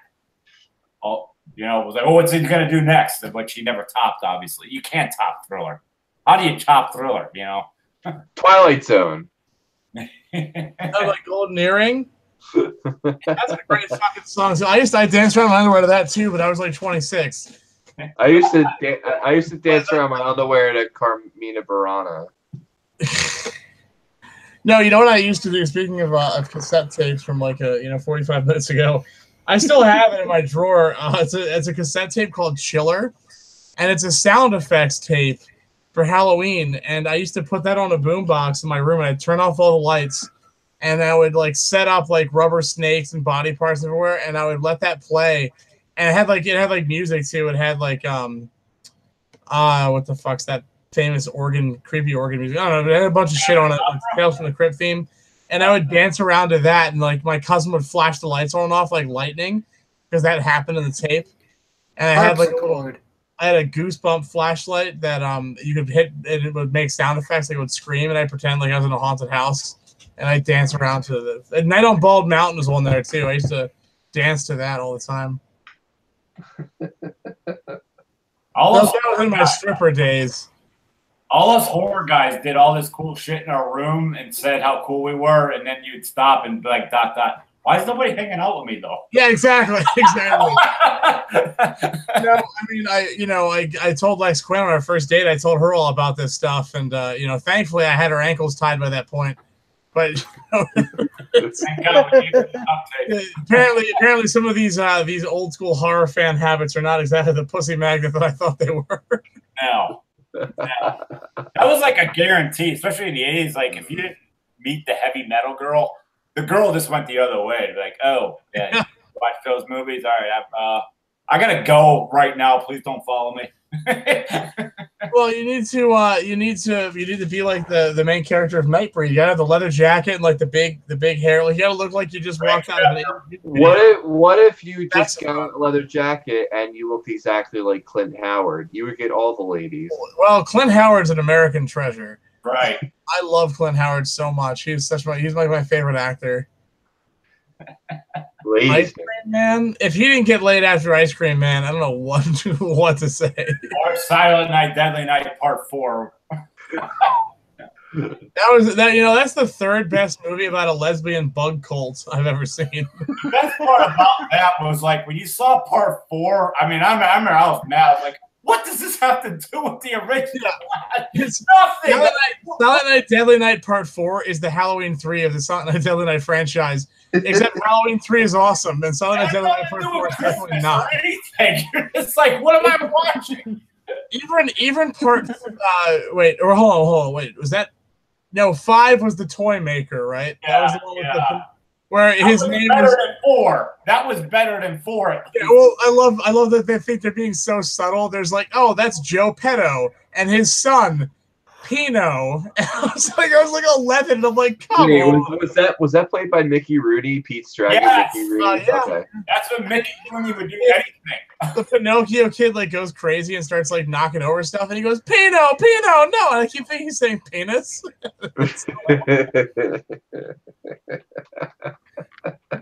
That's a stupid fucking movie. It was great. You'd get to the video store and you'd be like, "Oh, Saturday Night Part 6," and you'd be like, "I'm not going near that." Like once they got so far up, and you look at the box cover and be like, "No, no." I wish you would have told me to do that when I rented American Ninja 4, the PG-13 one. Dude, and I'm a Michael Dudikoff guy. I remember seeing American Ninja 2 in the. Oh, dude. I love it. It's a party. It's great. But when they got to the 4th one, how do you stop a group of ninjas at the end of the movie? Oh, you bring in a biker gang. And you fist fight the ninjas and beat them. I was like, who wrote this shit? Yep. Who wrote this shit? I think American Ninja 2 is probably the high watermark for cinema. But what I love about American Ninja 2 so much is that if you sit down and just kind of dissect it, it is basically a porno, except instead of sex, it's ninja fights. Every scene of that movie is just 2 characters like doing some kind of generic setup, and then it's a ninja attack. Like they're in like a hot tub, and then instead of like getting on, the ninjas attack and they fight, and there's no reason for it. Then it goes to the next scene, and it just keeps happening. And they're on a fucking tropical island. It's so wonderful. Yeah. Yeah, why are these ninjas on a tropical island? They're like the least sneaky ninjas ever. It's such a great movie. Why did they recycle footage from other ninja movies? Why couldn't they make their own footage? That was when ninjas were like the zombies were in the last 10 years. There were so many ninja movies. You couldn't even keep up with them. It was like everything was a ninja. Oh my God! There was I know Cannon made a whole bunch. My favorite was Ninja, and Cannon was Chuck Norris. That was it. Action. And Charles Bronson. Yeah. But they made a bunch of ninja movies. My favorite's Rage of Honor. I showed Jared that. He lost his shit. He liked that movie. There's Revenge of the Ninja, which is a classic. That's my favorite ninja movie ever. Is Revenge of the Ninja. I mean, it holds up, but it's also corny at the same time. But it's freaking great. The ending fight, I don't know how they fit all those gadgets in their ninja uniform when they're fighting on top of the tennis court on the skyscraper. It made sense, right? You look at the cast of Revenge of the Ninja. I mean, there was a lot of familiar faces in it. You're like, it was like everybody was everybody in that movie then. My favorite part of Revenge of the Ninja was when Sho Kosugi and the cop were trying to find out who stole like the statue from his shop, and they go to the playground, and it's like the overweight village people, and they're just like sitting on top of the lunch bench, and there's children playing all around them, and they get into a big brawl at the playground. The children are just watching, just like cheering them on. It was really and the great. people that were fighting them were like beyond out of shape. Like it was the out of shape village people. They were like obese. It's just like you don't even need martial arts to beat these people. So we got Phil Leon says dancing to Goodbye Horses in a robe. LOL. That was it. So let me tell you, Phil Leon. Once upon a time at a convention, I was wearing a leopard print V-neck blouse, a skirt, and a skinned woman's face and scalp, and I was covered in blood. It was a costume that I had done that really, really disturbed the costume contest people. They did not like that at all. But I got back to the room very, very intoxicated, and someone put on Goodbye Horses. So I tucked, and I danced around the room like that. And there's photographic evidence that I will not post because it's. Oh, really? No one wants to see that. But so that was my Goodbye Horses story. I want to see it. Put it up. So for like 2 years afterwards, people would text that to each other, and instead of like a Rick roll, it was called a Tuck roll, and it was yeah, that was something. Just set up a Patreon. You know how like women set up Patreon and they have like women cosplayers and they sell nudes.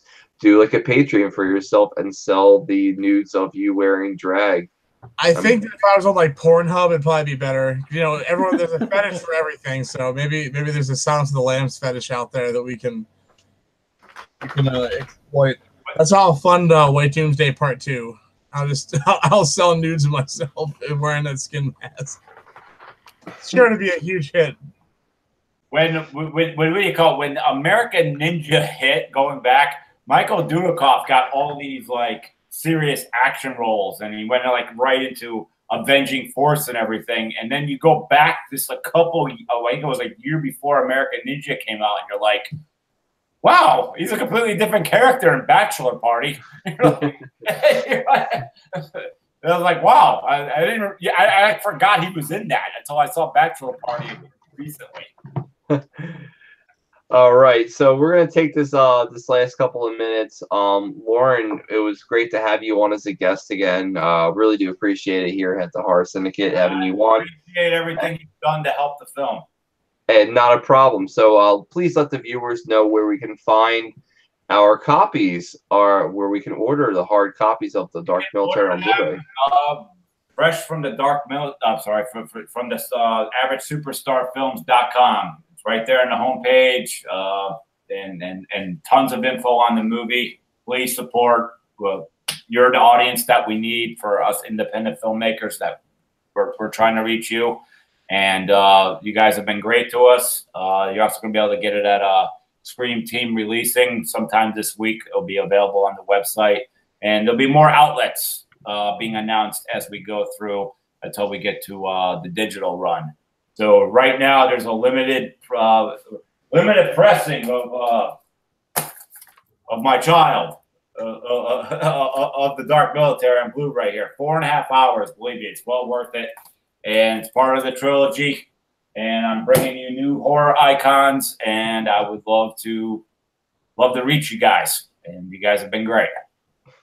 All right. Well, thank you very much, Loren. I really do appreciate it. My name is Brian Enright. You can follow me on Facebook or Twitter and Instagram at Brian Enright. And yeah, and you can find me on the Hard Jew on the Instagram and Twitter, but Brian Enright on Facebook. Up next, we have Jared Letourneau. Jared, where can we find you? You guys can follow me on Facebook at Jared Letourneau, or on the Twatverse at @zombie_survivor. Thanks, Loren, for joining us tonight. It was a nice, fun talk, man. Thank you so much for having me. Yeah. Back to you, Brian. Thank you very much. Up next, we have Mike Lombardo. Mike, where can we find you? Well, you can find me at any screenings of Free Willy. I'll be the guy dancing. So if you'd ever like to hold me, then show up to one of those. You can also find me at facebook.com/realsplatter. That's real with 2 E's. Realsplatter.com. And in 3 weeks, Genre Blast Film Festival in Virginia over Labor Day weekend. We'll be screening White Doomsday, and there may or may not be a hip-hop dance number after the screening. Check it out. All right. Thank you very much, Mike. And Loren, where can we find you, my friend?